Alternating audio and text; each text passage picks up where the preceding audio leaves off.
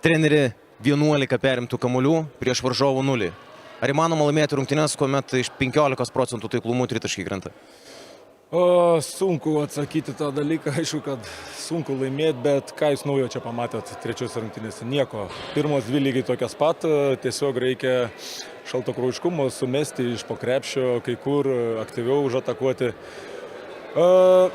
Sūduva turi daugiau patirties ant šitų dalykų, reikia tą pripažinti, bet mano vyrai šaunuoliai tikrai pirmą kartą dauguma, manau, finale dalyvauja ir gan neblogai atrodo. Tai kausimės toliau, mes nepasiduodam. Ketvirtadienį buvo taip pat didelis fiziškumas, aktyvumas gynyboje, bet buvo didelis pražangų skaičius. Šiandien jo išvengti pavyko ir marijampoliečiai, jeigu neklystų, 20 kartų kamuolį prarado. Šiuo aspektu turbūt turi būti patenkinti.